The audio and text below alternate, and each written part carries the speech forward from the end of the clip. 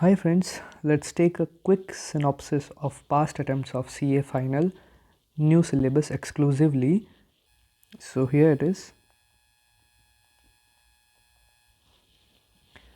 If we see the total number of students appeared, so in November 19, in group 1 it was around 27,000, group 2 26,000, both group 15,000. So it comes out to be a total of approximately 70,000. Okay, but again in May 20 there was lockdown due to COVID, so obviously students was not able to appear, and then May 20 में उन लोगों ने appear किया. But again you see a difference.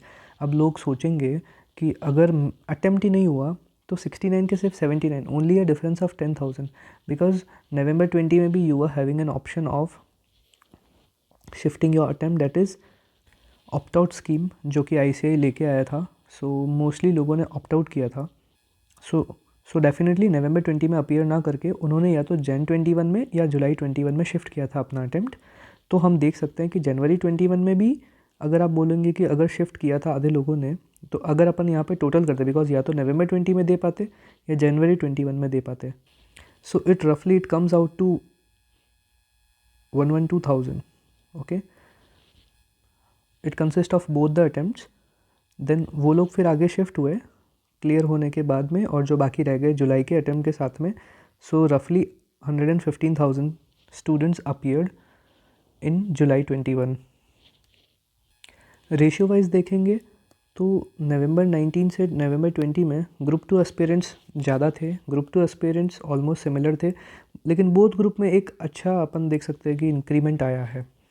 Same considering जनवरी में 18,000 and 9,800, it means almost 50% of it. मतलब कि both group appear करने वाले लोग कम थे कंपैरेटिवली देखेंगे तो. जुलाई में देखेंगे तो काफ़ी सारे स्टूडेंट्स ने जो भी बच गए थे जुलाई में, काफ़ी लोगों ने अटेम्प्ट्स दिए हैं. यहाँ पे कोई डेफरल वाला पार्ट दिख नहीं रहा है देखा जाए तो.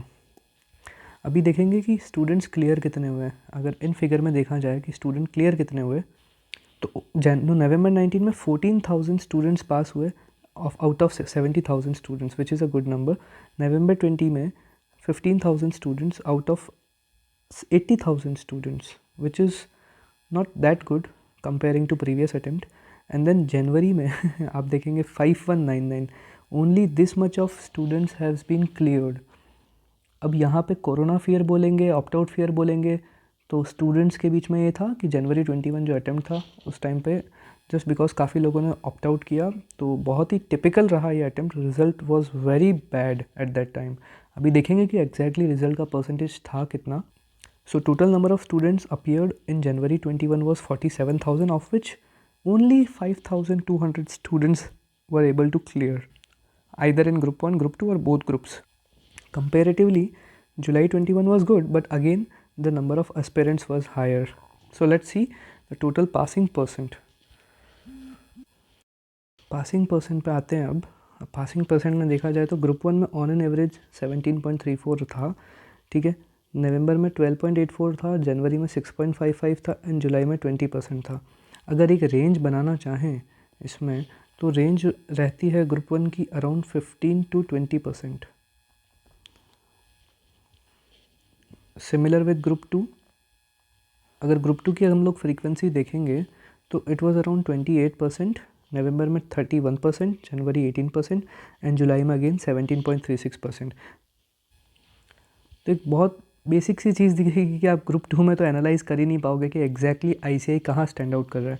बट अब यहाँ पे एक बड़ा सा गैप आएगा, तो वीकेंड से 15 to 25% की इसमें रेंज आती है ग्रुप 2 में. बिकॉज यहाँ पे सबसे बड़ा प्रॉब्लम ये हुआ कि ओल्ड स्कीम जो थी वो न्यू स्कीम में कन्वर्जन हो रही है, एंड देन वहाँ पे ज़्यादातर लोगों का ग्रुप 2 पेंडिंग था.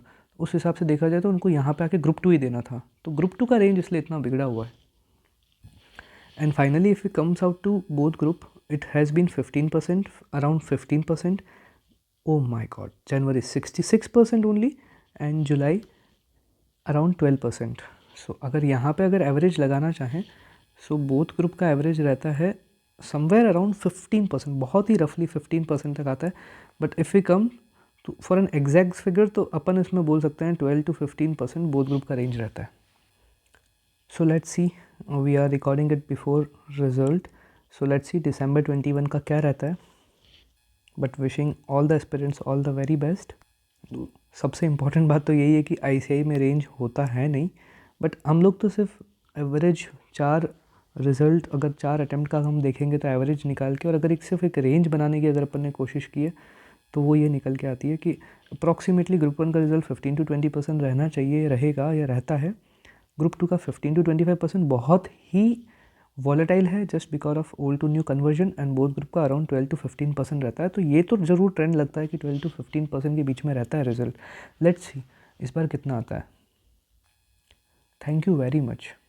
And if you have any questions or any forecast, if you can do, you can just put down into the comment box.